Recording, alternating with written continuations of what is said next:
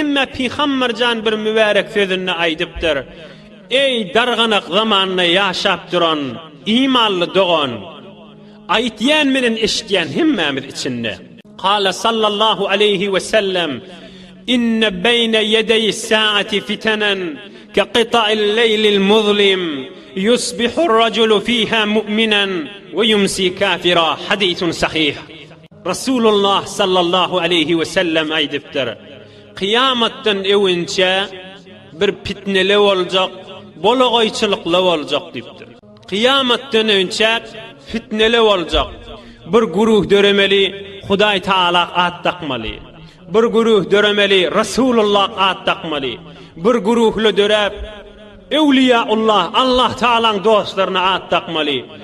Bir guruh döremeli dine at takmaly. Bir guruhly Qur'an-ı Kerim'e at takmaly. Sowatly, sowatsız, dürlü fitneli boljak. Ke qita'il leylil muzlim, ay tutulanna giyeceğin içinde kapkaranqı bolýa, şo giyeceğin bölekleri ýanyk ol fitneli wýran karanqylyklar getirjek diýipdir. Aýny hoş zaman.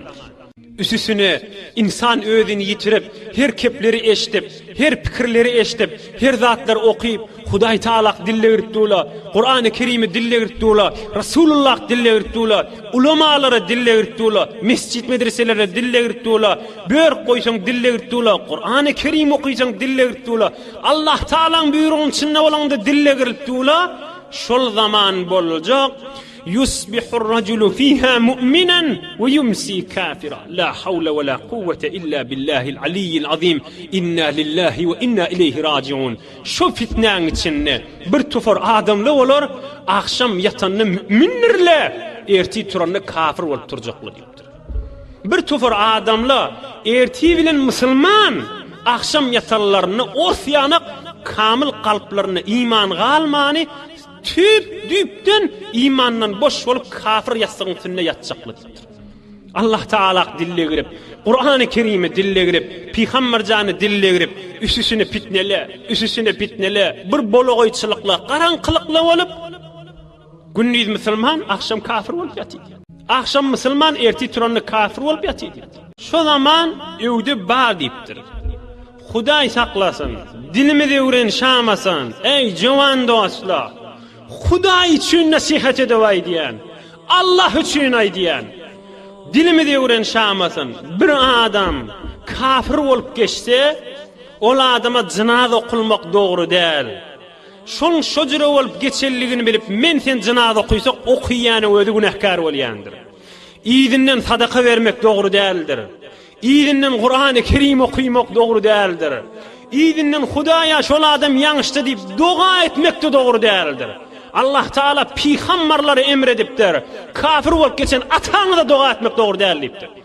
Metni Kur'an-ı Kerim'de İbrahim Halilullah'ın barada görürünme. Azer bolup kafir bolup geçen dädine doga etmek ijazat bermeýän diýipdir Hudaý Taala. Ay onu da doga etip galjak diýilse, doga etýäniň özi günahkar boljakdyr. Kafir bolup geçmek diýen ulkan zatdyr. Damak çalsa haram bolýar. Jinaza okuymak dogry däl, doga etmek dogry däl, Kur'an okuymak dogry däl, oň tarafyndan sadaka vermek dogry däl. Ýöne bir betbaht bolup geçen adam bolýar. Resulullah sallallahu aleyhi ve sellem'in aýdan kefenini gözden, ahir zamanna aýny zaman fitneli boljak, tekrar edeýin. Üsüsüne karanqylyklar boljak. Akşam imanın içinde erti turanna imandan çıkıgly. Akşam imanın içinde erti turanna imandan çıkıgly. Gündüz imanın içinde akşam yatanna imandan çıkıgly. Mescidine, medresesine, ahun mollasyna, ulamalara, Peygamberjana, dine, Awliyaullahlara dille girmek bilen, aňryganik barmak bilen sap imandan çıkarlar bolar diýipdir. Inni sen men bir bellemeli adamız va Resulullah sallallahu aleyhi ve sellem bir nusha aýdypdyr. Ol gözümüziň nuri, başymyzyň täji bolan, ol wujudi, innami, gözi, kalbi, kulagy we tamam sagy soly ewi üstü asy nur imandan dolu olan Resulullah sallallahu aleyhi ve sellem aydıptır. Men qala iza asbaha raditu billahi ta'ala rabban ve bil islami dinen ve bi seyyidina Muhammed sallallahu aleyhi ve sellem nebiyyen ve rasulen ana za'im la akhuzanna bi yedihi hatta udkhilahu el cenneh ravahu Tabarani bi senedin hasan. Ey dostlar, öyünüzde yazdan koyun. Huda için yazdan koyun. Yaddaş etten koyun. Resulullah sallallahu aleyhi ve sellem aydıptır.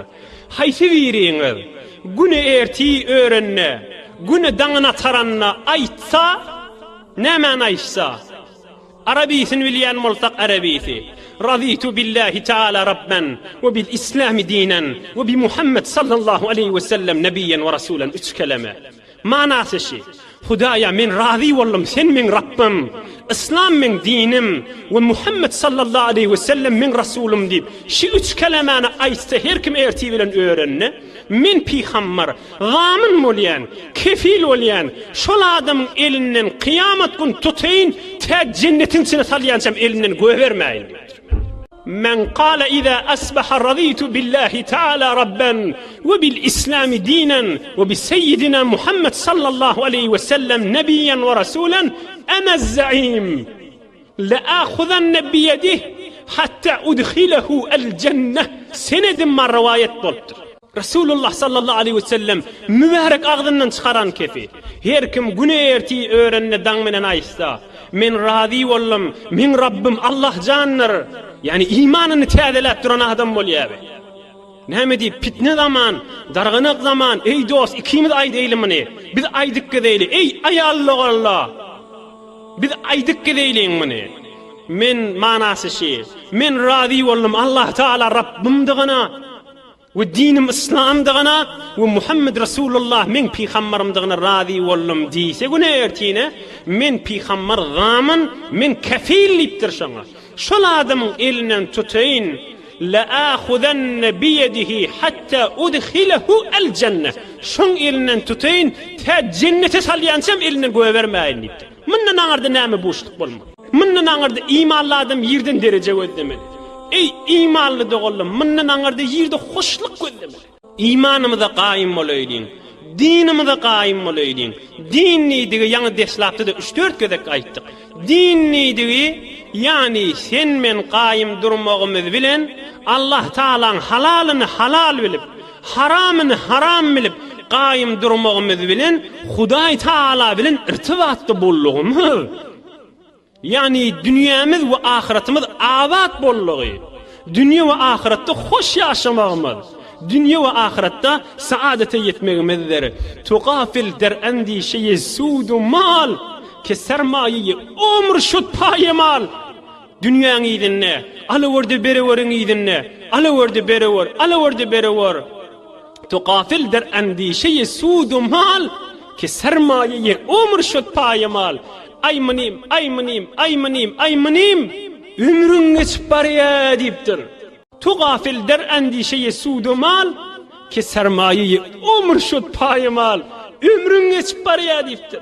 Resulullah'ın mehabbetini tap, qottin, qoşurundan tutayın deyipdir. Elinden tutayın, gövermeyin deyipdir. Şimahal fırsatdır ey dostlar, ey cavan dostlar, ey imanlı doğallar, ey mümin o Müslüman ayallı doğallar.